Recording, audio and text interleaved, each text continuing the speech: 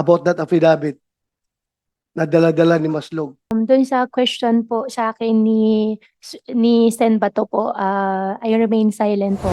No, Anong sir. purpose mo? Bakit ka pupunta doon kay Alice Go? Dalawang beses ka pumunta. Anong purpose mo doon? Siya mismo ang may hawak ng affidavit na gustong papirmahan kay Alice Go. May mga involved pa na malalaking tao. Yun Allegedly, na. sabi niya, Yun na, yung pangalan ni President Duterte, pangalan ko, pangalan ni Bongo, na i-implicate doon sa affidavit na hinahanda ni Maslog. Yan ang totoo. Huwag ka magsinungaling dito. I was a former chief of staff of IG. I became the deputy director for operations of intelligence group, IG. I became a deputy director for administration of intelligence group. How come in the world na nahuli na si Alice Go doon? Kaya kailangan ka pa dalhin ni Makapas doon sa Indonesia para kumbinsihin si Alice Go? I don't see any logic. Wala ako nakikitang intelligence value sa presensya mo, sa papel mo doon. Bakit ang IG gagamitin ka? Huli na siya eh. Huli na siya. Bakit ka kasama sa IG? Wala akong nakitang intelligence value sa'yo. Siguro ang intelligence value sa'yo kung magamit ka for any other reasons na pwede kang gamitin. Your Honor, the instructions po is this. Sino ang nagbigay ng instructions? Sa PNP po, Sino? si General Macapas po, Anong instructions niya? na sana umuwi that she will, kung pwede siya kausapin, na Oo, yun na. Huli ka. That she will at kung pwede siyang kausapin. Alam mo, No, that's matagal what I'm na saying. akong pulis. Ikaw, sinungaling ka. No. Napakasinungaling mo. Gumagawa ka ng istorya ngayon. Meron kang tinatago. Hindi kita papalabasin dito sa session hall ito kahit na hawak ka na ng NBI. Tilio, hindi kita papalabasin dito sa session hall ito. Sige. Kung hindi ka Madam magsabi Chair. ng totoo. Sige. Yun Sige, na tuloy nga mo- po. SP pro tempore. Tuloy mo yung kwento mo. She will what? That kung pwede po, that she will surrender to PNP. Miss Maslog, baliktad na yung sequence of events. Sinabi na ni Senator De La Rosa, at the time of your second trip para kausapin si Guo Huaping, arestado na siya. No Yes, Your choice na siya na bumalik dito, which is what happened. So wala nang kayong mission na pa-surrenderin siya kasi huli na nga siya. So ano yung agenda nyo sa pagkausap sa kanya? Actually po, Miss Go Wapping and Alice Go po, you can ask po. She has a lawyer po doon sa Indonesia. Just a minute, before you continue, Ms. Maslog, about the lawyer in Indonesia, General Macapas will be joining us online. So we will be able to fact check with him this amazing story. Please continue. If I Senator may Joe. also just put into the records, no? The Senate already gave time in 2000 and 2000? In year 2000.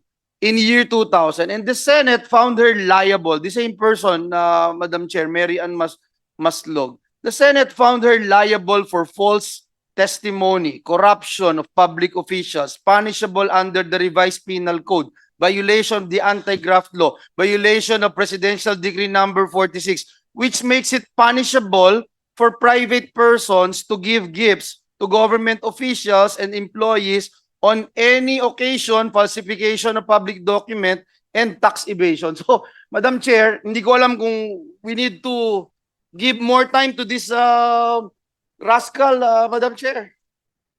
Thank you, Madam Chair. Senator Joel. Yes, Senator De La Rosa. Madam Chair,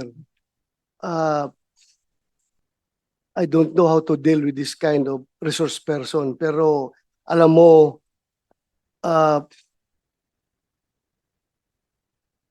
I suspect nandoon ka, pupunta ka sa Indonesia because somebody is using you for an irregular operation. Kang lingo-lingo dyan. I am sure. Somebody's using you. I suspect. Ano? Ano masasabi mo ngayon? Miss No, Maslog. Ha? No, Your Honor. No? No, Your Honor. Sigurado ka? Yes, Your Honor. Huwag mo ako lukuhin. Huwag mo ako lukuhin. I am not, Your Honor. I have the goods against you. I have the goods against you.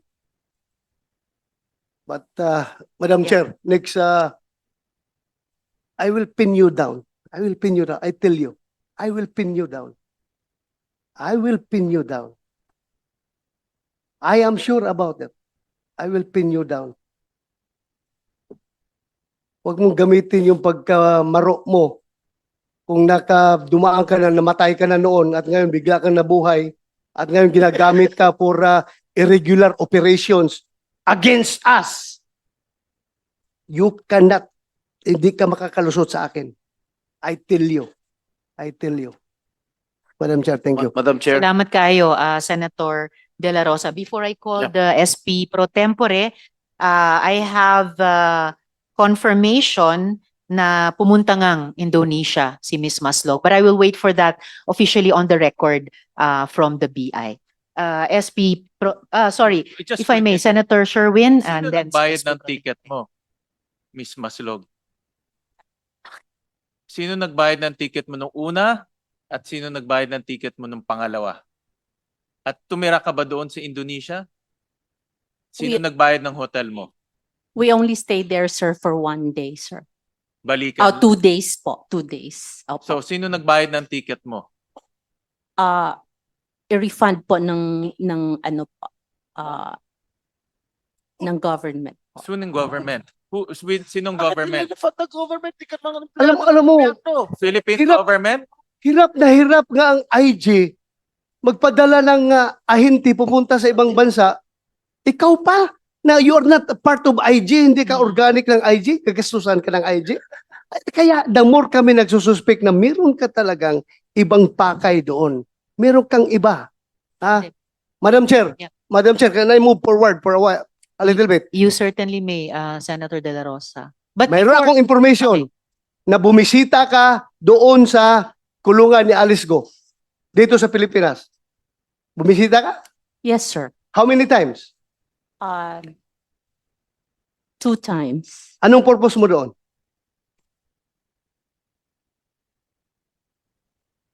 First, sir, tinatanong ko po siya sa mga statement po na ginawa po niya, sir. May ginawa siyang statement?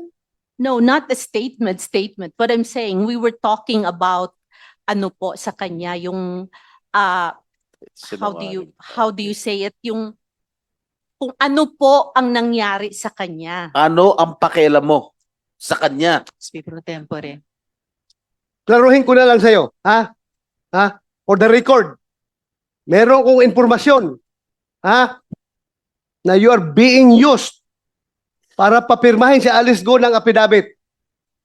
Affidavit na magtuturo na si President Duterte, si Senator Bongo, si Senator Bato, si General si IDG, General Karamat ay nasa likod ng pugo.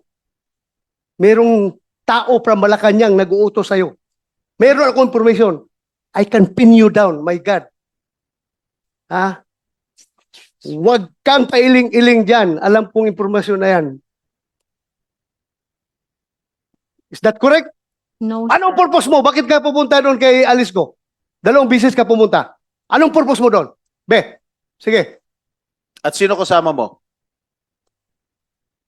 Like what I said, sir, ang kasama ko po pagpunta doon sa Indonesia ay IG po. Ang We have tinatanong ni General Macapas online Sen. to Bato, cross-check. sino ang kasama mo pumunta sa kulungan ni Alice Go? Yun ang tanong ko. Ako lang po tsaka ang si attorney po. Hindi ka papapasukin doon na ikaw lang. Alam mo, galing ako dyan eh. Tuktok mo. Galing ako dyan sa custodial eh. Mahirap makapasok dyan. At sino ka para makapasok doon? Ang makakapasok lang doon, abogado, pare, kamag-anak, doktor, O opisyal. Ikaw, ano relasyon mo sa kanya? Doktor ka ba? No, sir. Pari ka ba? O ano ka ba? No, sir. O ano? I don't have a Abogado ka ba? No, sir. Paano ka nakapasok? Who initiated the meeting? And how did you enter the custodial center? The first time po na pumasok po kami doon, I was still with IG po. So at this point, I think we should ask General Macapas dahil online na sila. Yes, sir. The reason why na sumama ako, nag-facilitate ako during their visit is actually, sir, Your Honors, ang sabi ni Ma'am Jessica, mayroon si Alice i-reveal na informasyon vital sa kampanya natin. Ano yun? Panya, Ano yun? Impormasyon na yun? anong May vital mga- information? Sige. May mga involved pa na malalaking tao. Yun Allegedly, na! sabi niya, Yun na, yung pangalan ni President Duterte, pangalan ko, pangalan ni Bongo, pangalan ni General Karamat, na i-implicate doon sa pinabit na hinahanda ni Maslog. Yun na? Were you successful no, sir. in getting information from Alice Go? We get information from Alice different from the story, sir. Different from What that was the story. information Was that you got? that what was the info what was that information? That's why, sir, if the committee will allow me, sir, No. No. I can reveal everything, sir, doon sa executive session as there are names implicated, sir. Actually, recorded yun, sir. Yung May audio recording kayo. Yes, Your Honors, during our debriefing with Alice. Miss Maslog, ano ba yung information na yon? Ano ba yung information na nakuha nyo na iba sa inaasahan yung makuha nyo kay Guo Huaping? But before she answers, Madam Chair, Senator De La Rosa, before you answer, ikaw, wala kang chain of command na binabantayan. Unlike General Macapas, takot yan siya dahil may mga taas pa sa kanya na pwedeng mag-sanction sa kanya. Ikaw, wala kang command. Sariling command ka. So this committee is expecting the true answer coming from you. Ano yung impormasyon na sinasabi mo? Hindi ko po alam kung I did not give any information po directly kay no. Anong information ang narinig nyo kay Guo Huaping nung kinausap nyo? Anong sinabi niya? Actually po, when I talked to Alice po, kwento lang po ni Alice sa akin lahat from the beginning kung paano po siya nagsimula pagka-mayor. At saka sa lahat po na sinong nag-udyok Hindi kami po sa interesado dyan. Hindi nga, Miss Maslog. At alam nyo, hindi yan ang tinatanong namin sa inyo. Madam Chair, babalik ka Senator dalawang beses De La sa kulungan ni Alice Go for that purpose alone? Makipagkwentuhan? Ha? Do you want this committee to believe you? Na magkwentuhan lang? Dalawang beses ka pumunta. Anong pakay mo? Bakit ka pumunta doon? There was a communication, Your Honor. What There communication? was a message po. Miss Your Maslog, ibaba nyo po yung tono nyo I'm in sorry. answer. Go ahead, I'm Madam Chair. Ano yung communication? Kaya siya magtaas ng boses. No, I'm sorry, Your Okay, Honor. so It's what, just tell us about the communication. okay, Your Honor. There was a communication of a person named ALG. Initials of Alice Leal Guo. Yes, Your Honor. Okay. There was a communication of ALG na kumakausap po sa amin, sa akin po sa messages. And also talk to the good general.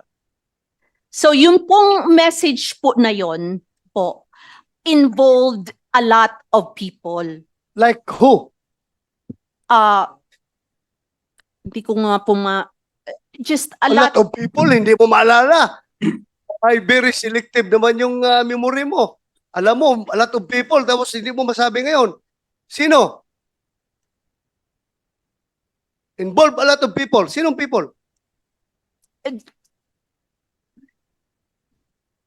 Oh, takot ka na merong hahabol sa'yo after this hearing? Sino? That communication po, Your Honor, from an ALG was telling the general mga pangalan po ng mga tao. Kaya nga, sino Ano- nga yung mga ano tao na involved? yun? Ano involvement ng mga taong ito? Ano ginagawa nito mga taong ito na nabanggit mo?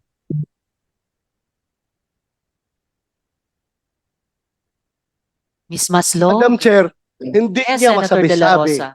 Dahil siya mismo ang may hawak ng affidavit na gustong papirmahan kay Alice Go na ipinpoint si Senator si President Duterte, Senator Go, Senator Bato at si General Karamat na nasa likuran ng Pugo Operations. No, sir. Yan ang totoo. Huwag ka magsinungaling dito.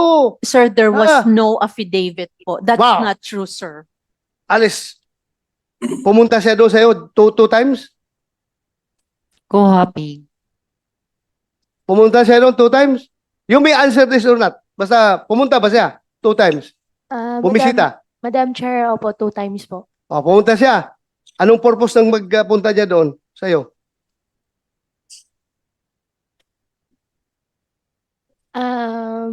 Mr. Chair, Madam Chair, can I consult my lawyer po? Okay, you can talk to your lawyer. Yung tanong ko kanina, meron akong iwan information na natanggap about that affidavit na dala-dala ni Maslog. Meron akong informasyon. Confirm or deny lang from you. Hindi kita pinupirsang sagutin. You can ask the advice of your lawyer. Pero, tinatanong ko lang para mabigyan ng katuturan itong lahat ng sinasabi. Madam Chair, dun sa question po sa akin ni Sen Bato po, I remain silent po. At meron pa po akong kadagdagan po na answer po pala dun sa na-mention po ni Ma'am Maslog kanina na invitation ng Davao. I just want to clarify. Wala pong nangyaring invitation po ng Davao. Wala pong kakilala. At yung picture na yon ay nag-iisang picture lang po yon, July 22 to be exact, 2022. Hindi na po presidente si former president that time. Doon sa group picture po, I think and I believe po na-circulate naman po talaga siya. Kumalat po siya sa social media, pero that was my first time po na nakita ko po siya. Hindi po, si former president po. Okay.